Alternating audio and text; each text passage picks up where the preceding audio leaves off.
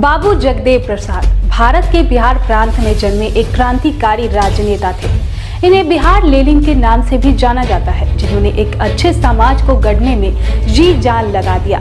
जगदेव प्रसाद का जन्म 2 फरवरी 1922 को बोध गया के समीप कुर्था प्रखंड के कुरहारी ग्राम में कोयरी समुदाय के परिवार में हुआ था। इनके पिता प्रयाग नारायण पास के प्राथमिक विद्यालय में शिक्षक थे तथा माता रासकली अनपढ़ थी। अपने पिता के मार्गदर्शन में बालक जगदेव ने मिडिल की परीक्षा पास की। हाई स्कूल के लिए जहानाबाद चले गए। निम्न मध्यम वर्गीय परिवार में पैदा होने के कारण जगदेव जी की प्रवृत्ति शुरू से ही संघर्षशील तथा जुझारू रहा तथा बचपन से ही विरोधी स्वभाव के थे। वे पटना विश्वविद्यालय से स्नातक तथा परास्नातक उत्तीर्ण किया। वहीं उनका परिचय चंद्रदेव प्रसाद वर्मा से हुआ। चंद्रदेव ने जगदेव बाबू को विभिन्न विचारकों को पढ़ने, जानने, सुनने के लिए प्रेरित किया। अब जगदेव जी ने सामाजिक राजनीतिक गतिविधियों में भाग लेना शुरू किया और राजनीति की तरफ प्रेरित हुए। इसी बीच वे सोशलिस्ट पार्टी से जुड़ गए और पार्टी के मुख्य पत्र जनता का संपादन भी किया। एक संजीदा पत्रकार की हैसियत से उन्हें दलित, पिछड़े, शोषितों की समस्याओं के बारे में खूब लिखा तथा उनके समाधान के बारे में अपनी कलम चलाई।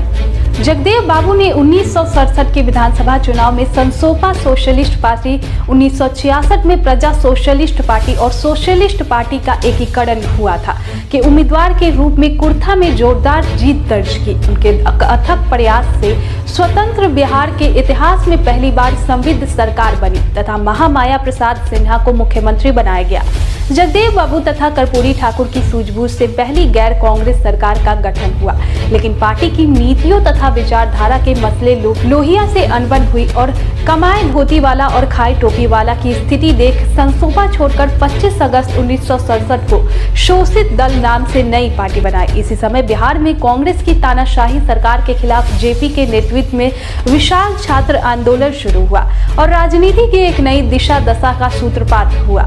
मई 1974 को 6 सूत्री मांगों को लेकर पूरे बिहार में जनसभाएं की तथा सरकार पर भी दबाव डाला गया, लेकिन भ्रष्ट प्रशासन पर इसका कोई असर नहीं पड़ा, जिससे 5 सितंबर 1974 से राज्यव्यापी सत्याग्रह शुरू करने की योजना बनी।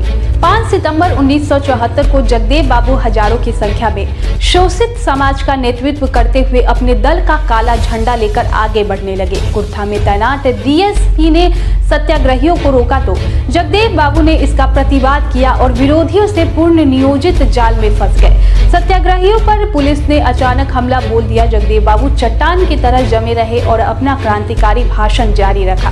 निर्दयी पुलिस ने उनके ऊपर गोली चला दी। गोली सीधे उनके गर्दन में जा लगी। वे गिर पड़े। पुलिस घायल अवस्था में उन्हें पुलिस स्टेशन ले गई। पानी पानी चिल्लाते हुए जगदेव जी ने थाने में ही अंतिम सांसें ली।